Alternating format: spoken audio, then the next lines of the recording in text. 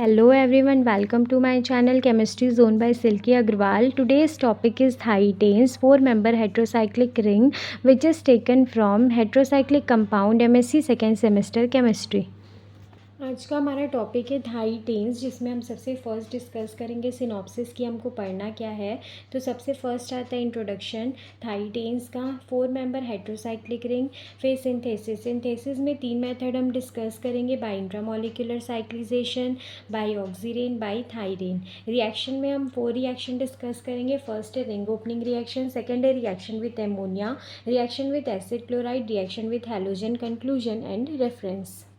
थाईटेन्स 4-member heterocyclic ring, जो कि MSc second semester chemistry heterocyclic compound का टॉपिक है। तो आज हम समझेंगे कि थाईटेन्स होता क्या है। तो थाईटेन्स जो होता है ना, वो 4-member sulphur containing heterocyclic ring, जिसको थाईटेन्स बोलते हैं। ठीक है, तो थाईटेन्स होता क्या है, तो ये क्या होता है, हेट्रोसाइक्लिक रिंग होता है। 4-member हेट्रोसाइक्लिक रिंग, 4 member है वो तो समझ में आ रहा है। हेट्रोसाइक्लिक रिंग क्यों बोल रहे हैं, तो जैसे कि मैं हर लेक्चर के स्टार्टिंग में बताती हूँ हेट्रोसाइक्लिक कंपाउंड के, कि एक नॉर्मल अगर मैं 4-member रिंग बोलूँगी तो कार्बन से बनी हुई होगी, कार्बोसाइक्लिक होती है। ठीक है, अगर एक कार्बन को मैं रिप्लेस करती हूँ हेट्रो एटम से, लाइक सल्फर, नाइट्रोजन, ऑक्सीजन, इससे अगर मैं रिप्लेस करती हूँ ना, तो उस टाइम पे इस रिंग को क्या बोलते हैं, 4-member हेट्रोसाइक्लिक रिंग, क्योंकि इसमें एक एटम जो होता है वो हेट्रोसाइक्लिक होता है। हेट्रो एटम होता है वो एक से ज़्यादा भी हो सकता है। ठीक है, इसको बोलते हैं हेट्रोसाइक्लिक रिंग। अगर इसमें स्पेसिफिकली अगर सल्फर प्रेजेंट होगा ना, तो उसको क्या बोलते हैं, थाईटेन्स बोलते हैं। ठीक है, तो मेरा जो प्रीवियस वाला लेक्चर है जिसमें मैंने 3-member हेट्रोसाइक्लिक रिंग के बारे में बताया है,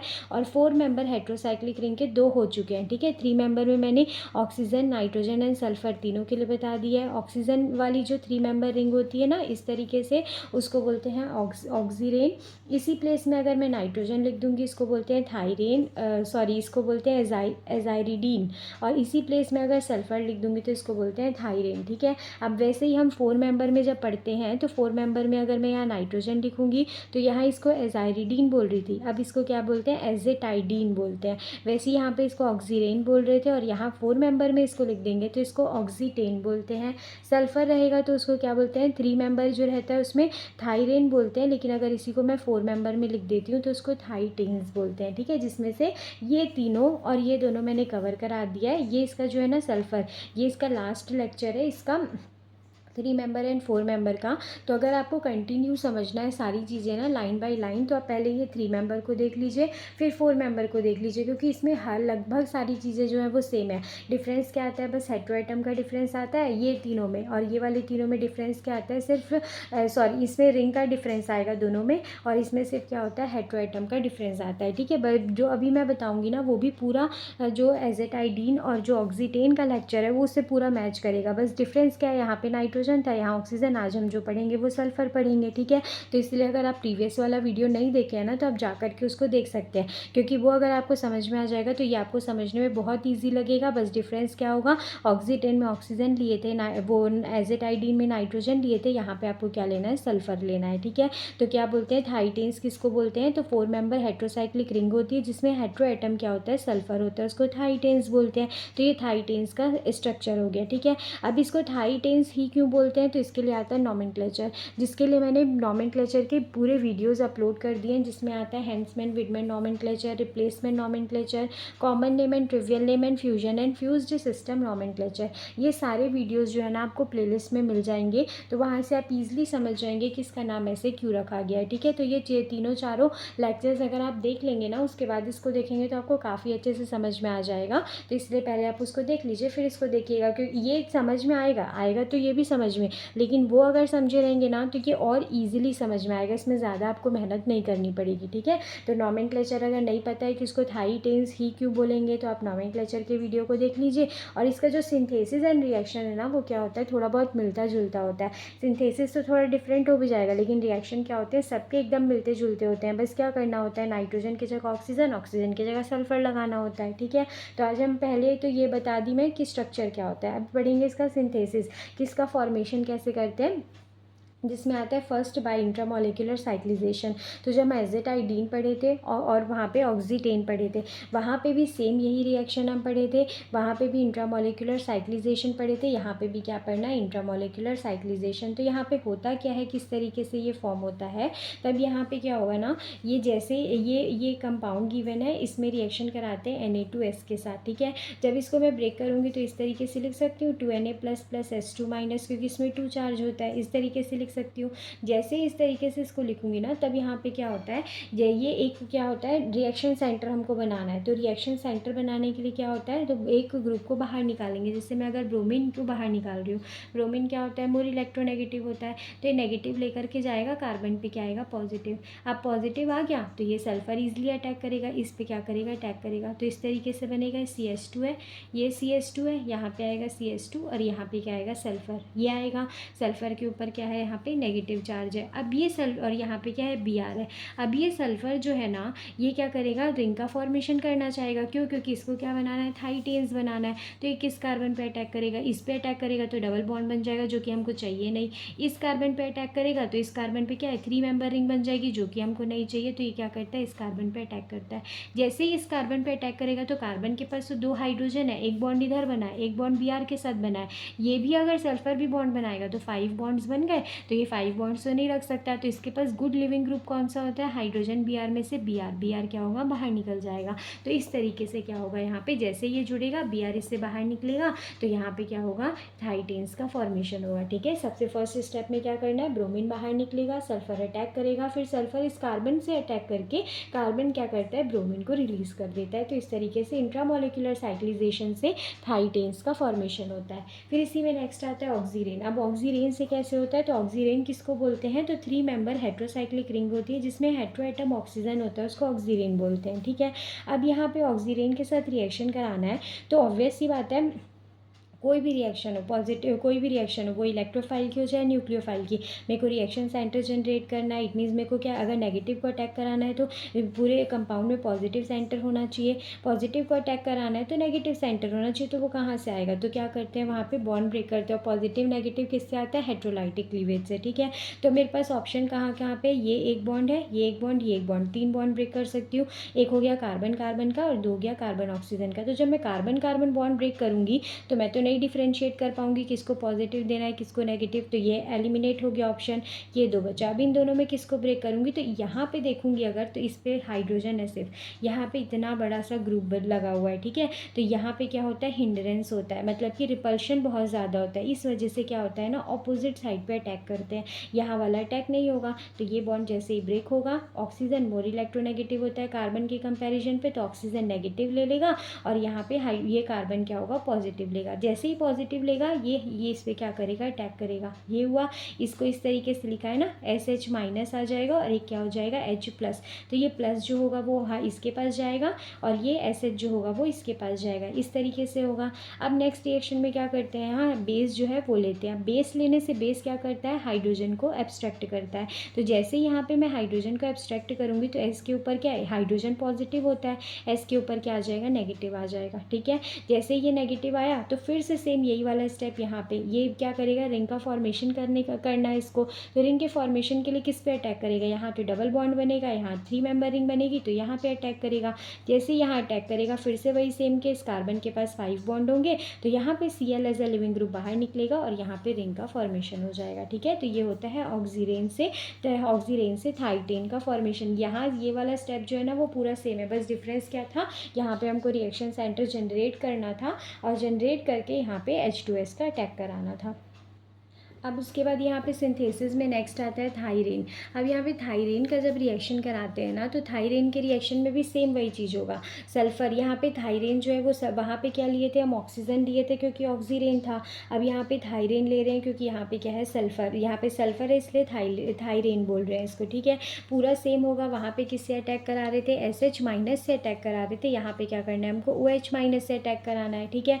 H plus as it is इसके पास जाएगा, OH minus as it is इसके पास जाएगा। लेकिन इसमें कंडीशन क्या होती है ना, बल्कि ग्रुप होने के बाद भी हम इस साइड से अटैक कराते हैं। क्यों अटैक कराते हैं? क्योंकि हमको क्या करना है ना, सल्फ़र की 4 मेंबर रिंग बनानी है। तो अगर मैं यहाँ से अगर बॉन्ड को ब्रेक करूँगी तो सल्फ़र सेंटर पे आ जाएगा, और सल्फ़र अगर सेंटर पे आएगा तो वो चाहे इस कार्बन से मिले चाहे वो इस कार्बन से मिले, वो क्या करेगा, 3 मेंबर रिंग बनाएगा ना। तो मेरे को क्या बनाना है, 4 मेंबर रिंग। तो इसलिए इस बार क्या करूँगी, बॉन्ड को इस साइड से ब्रेक करूँगी। तो बॉन्ड ब्रेक करना सिर्फ बल्कि ग्रुप पे डिपेंड नहीं करेगा, हमको कैसा प्रोडक्ट को फॉर्म करना है उस पर भी डिपेंड करता है, ठीक है। इस वजह से इस साइड बॉन्ड क्या हुआ है, इस साइड पे ब्रेक हुआ है। जैसे ही बॉन्ड ब्रेक होगा, सल्फर ये है, सल्फर नेगेटिव, नेगेटिव के पास हाइड्रोजन आएगा तो क्या हो जाएगा, SH हो जाएगा, ठीक है। अब इसके पास पॉजिटिव है, पॉजिटिव के पास OH आएगा तो इस तरीके से होगा। फिर से वही सेम मेथड, बेस लेंगे, हाइड्रोजन एब्स्ट्रैक्ट करेगा, सल्फर पे नेगेटिव आएगा, नेगेटिव कार्बन पे अटैक करेगा, Cl ग्रुप जो होगा वो बाहर निकलेगा। पूरा सेम है, बस डिफरेंस क्या था यहाँ पे, फर्स्ट में बॉन्ड जो था वो लेस हिंड बल्कि प्लेस से कराए थे हम लोग, इस बार मोर से कराना है, ठीक है। इसका रीज़न भी क्यों, क्योंकि हमको प्रोडक्ट चाहिए 4 मेंबर का। अगर हम इस साइड से करा देंगे तो हमको प्रोडक्ट क्या मिलेगा, 3 मेंबर रिंग, जो कि हमको नहीं चाहिए, ठीक है। इसीलिए हमको 4 मेंबर रिंग के लिए हमको क्या करना है, इस साइड से उसको अटैक कराना है। तो इस तरीके से सिंथेसिस होता है थाईटेन्स का, ठीक है। अब नेक्स्ट आता है इसमें रिएक्शन देगा थाईटेन्स का। तो थाईटेन रिंग सिस्टम जो होता है ना वो लेस रिएक्टिव होता है। लेस रिएक्टिव क्यों होता है, क्योंकि वो मोर स्टेबल होता है। 3 मेंबर अगर रिंग लूँगी मैं सल्फर का, जिसको थाईरेन बोलते हैं, तो इसमें क्या होता है, हिंड्रेंस बहुत ज़्यादा होता है क्योंकि इसका बॉन्ड एंगल बहुत कम होता है, ठीक है। रिपल्शन बहुत ज़्यादा होता है, इसलिए क्या होता है, मोर रिएक्टिव होता है। और यहाँ पे ये क्या होता है ना, इसके कंपैरिजन में ये जो होता है, तो यहाँ पे क्या हो गया, इसका बॉन्ड एंगल तो बढ़ गया ना, तो रिपल्शन क्या हो गया, कम हो गया। और रिपल्शन कम हो गया मतलब क्या हो गया, थोड़ा सा स्टेबल हो गया, मतलब ये क्या होता है, लेस रिएक्टिव होता है, ठीक है। तो थायरेन्स के कंपैरिजन में ये क्या होता है, लेस रिएक्टिव होता है, क्योंकि इसमें लेस स्ट्रेन होता है रिंग में, और ये कम रिंग ओपनिंग रिएक्शन करता है, ठीक है। तो ये रिंग ओपनिंग रिएक्शन ज़्यादा प्रेफर नहीं करता है। थाईटेन्स जो होता है रिंग ओपनिंग रिएक्शन रेयरली करता है, इसको ड्रास्टिक कंडीशन की रिक्वायरमेंट होती है। इट मीन्स अगर नॉर्मल थाईटेन दिया है, रिंग ओपनिंग रिएक्शन है, तो वो नहीं करेगा, लेकिन अगर ड्रास्टिक कंडीशन है वहाँ पे तो वो ये रिएक्शन को कर लेता है, ठीक है। अब इसमें सबसे फर्स्ट जैसे रिएक्शन दिया है तो ये एच न्यू मतलब क्या होता है, फोटॉन्स के प्रेजेंस में जब भी रिएक्शन होता है उसको फोटोकेमिकल रिएक्शन बोलते हैं। और वहाँ पे हमेशा क्या होता है, होमोलाइटिक क्लीवेज होता है। अब ये होमोलाइटिक क्या होता है, तो हेट्रोलाइटिक होमोलाइटिक तो पता ही होगा, एक बॉन्ड पे 2 इलेक्ट्रॉन होते हैं, जैसे ये A और B है, दोनों इलेक्ट्रॉन एक ही को दे दूंगी तो ये नेगेटिव होगा, ये पॉजिटिव, तो दोनों एक ही ले लिया, इसको हेट्रोलाइटिक बोलते हैं। लेकिन अगर मैं क्या करूँगी, एक इलेक्ट्रॉन इसको दूंगी, एक इलेक्ट्रॉन इसको, तो इसको होमोलाइटिक बोलते हैं, ठीक है। जिसमें क्या होता है, रेडिकल का फॉर्मेशन, जो कि मैंने प्रीवियस लेक्चर जो ऑक्सीटेन था ना वहाँ पे भी इसको समझाया था कि ये क्या होता है, ठीक है। तो यहाँ पे ये क्या हो गया, ये CH2 इस तरीके से रिंग बनी है। अगर मैं रिंग का ये बॉन्ड को ब्रेक करूँगी तो एक ये बॉन्ड है, तो इस बॉन्ड का एक कार्बन एक रेडिकल लेगा, एक कार्बन एक रेडिकल। सेम वैसे ही अगर इसको ब्रेक करूँगी तो एक कार्बन एक रेडिकल और एक सल्फर क्या लेगा, एक रेडिकल। तो कुछ इस तरीके से बनेगा, ये CH2 के पास रेडिकल आएगा, ये CH2 के पास रेडिकल, यहाँ पे CH2 के पास रेडिकल, यहाँ पे सल्फर के पास रेडिकल। तो ये क्या होगा, ये इसके साथ, एक तो बॉन्ड ऑलरेडी है इनके पास, ये इसके साथ बॉन्ड बनाएगा, और यहाँ लिख रही हूँ तो ये इसके साथ बॉन्ड बनाएगा, तो CH2 डबल बॉन्ड CH2 बनेगा, एक CH2 डबल बॉन्ड सल्फर बनेगा। इस तरीके से कंपाउंड का फॉर्मेशन होगा, जो कि क्या होगा, होमोलाइटिक क्लीवेज से होता है, ठीक है। नेक्स्ट आता है रिएक्शन विद एमोनिया। अब एमोनिया के साथ रिएक्शन कैसे कराना है, तो एमोनिया के पास क्या है, लोन पेयर है। लोन पेयर तो वहीं अटैक करेगा ना जहाँ पॉजिटिव सेंटर होगा, तो पॉजिटिव सेंटर कैसे जनरेट करेंगे, तो एक बॉन्ड को ब्रेक करेंगे। कार्बन है, सल्फर क्या होगा, मोर इलेक्ट्रोनेगेटिव, तो नेगेटिव चार्ज लेगा, इसके ऊपर आएगा पॉजिटिव। जैसे ही पॉजिटिव जनरेट होगा एमोनिया इस पर अटैक करेगा, इस तरीके से बनेगा। अब नेक्स्ट कंडीशन में क्या आता है, हाइड्रोजन जो होता है वो उसका ट्रांसफ़र करते हैं, ठीक है। हाइड्रोजन ट्रांसफ़र क्या होगा, तो अब ये नाइट्रोजन में पॉजिटिव क्यों आया है, तो नाइट्रोजन जो होता है ना, ट्रिपल बॉन्ड पर कोई चार्ज नहीं होता, डबल बॉन्ड नाइट्रोजन पे नेगेटिव चार्ज होता है, और अगर 4 बॉन्ड हो जाते हैं ना नाइट्रोजन पे तो उस पर क्या आ जाता है, पॉजिटिव। तो वैसे ही हुआ 2 और ये 3 और एक ये चौथा कार्बन, 4 बॉन्ड बना लिया नाइट्रोजन, इसीलिए इसके ऊपर क्या हो जाएगा, पॉजिटिव हो जाएगा, इसलिए यहाँ पे पॉजिटिव चार्ज लगा हुआ है, ठीक है। तो यहाँ के पॉजिटिव चार्ज है, पॉजिटिव और नेगेटिव है, तो स्टेबल तो नहीं होगा ना, इसलिए क्या करता है, ये अपने हाइड्रोजन को जैसे ही देगा तो एक बॉन्ड कम होगा तो NH2 हो जाएगा, इट मीन्स 3 बॉन्ड बन रहा है नाइट्रोजन का। तो ये हाइड्रोजन यहाँ से जा करके यहाँ पे ट्रांसफ़र हो जाएगा, H पॉजिटिव किस पे अटैक करेगा, नेगेटिव पे, तो यहाँ पे क्या होगा, SS। तो इस तरीके से एमोनिया के साथ रिएक्शन होता है थाईटेन्स का। अब उसके बाद नेक्स्ट रिएक्शन दिया है यहाँ पे एसिड क्लोराइड के साथ। एसिड क्लोराइड के साथ रिएक्शन क्या होगा, CH3 C डबल बॉन्ड हो, CH3, ये एक है ये इसके साथ क्या दिया है Cl, तो यहाँ पे पहले एसिड ले लेते हैं, फिर यहाँ पे Cl, तो इसलिए इसको एसिड क्लोराइड रिएक्शन बोलते हैं। एक बार क्या होता है यहाँ पे कार्बन से पे अटैक, कार्बन जो है वो अटैक करता है सल्फर पे, एक बार क्या होता है Cl जो है वो अटैक करता है। ठीक है, तो यहाँ पे होता क्या है, तो यहाँ पे हमको क्या दिया हुआ है, ये CH3 C double bond O CH3 acetone दिया है। अब कोई भी कंपाउंड है और मेरे को यहाँ लोन पेयर है, तो लोन पेयर किससे होगा, पॉजिटिव से, तो पॉजिटिव सेंटर, तो ऐसे में रिएक्शन सेंटर क्या होता है, C डबल बॉन्ड O होता है, नेगेटिव ऊपर जाता है और यहाँ पे क्या आता है पॉजिटिव, ये पॉजिटिव हुआ। अब ये पॉजिटिव क्या होगा, इस सल्फर पे अटैक करेगा, तो एज इट इज़ ये ग्रुप पूरा जुड़ गया, CO CH3 का ट्वाइस लिख सकते हैं इसको ऐसे, ये हुआ। अब उसके बाद ये पॉजिटिव सल्फर पे पॉजिटिव क्यों है, तो सल्फर क्या होता है, ऑक्सीजन फैमिली का होता है। ठीक है, तो जब या ऑक्सीजन में भी सेम होता है ना, डबल बॉन्ड ऑक्सीजन में कोई चार्ज नहीं, वैसे ही डबल बॉन्ड सल्फर पे कोई चार्ज नहीं, सिंगल बॉन्ड ऑक्सीजन पे नेगेटिव आता है, ट्रिपल बॉन्ड ऑक्सीजन पे पॉजिटिव, वैसे ही तो ट्रिपल बॉन्ड है ना 1 2 3 सल्फर, तो इसके ऊपर क्या आएगा पॉजिटिव, तो ये पॉजिटिव तो नहीं रखना चाहेगा, तो ये बॉन्ड क्या होगा, इस पे आएगा। जैसे ही इस पे अगर नेगेटिव आया तो पॉजिटिव नेगेटिव तो हो गया, बैलेंस हो जाएगा, तो चार्ज इसके ऊपर से हट जाता है।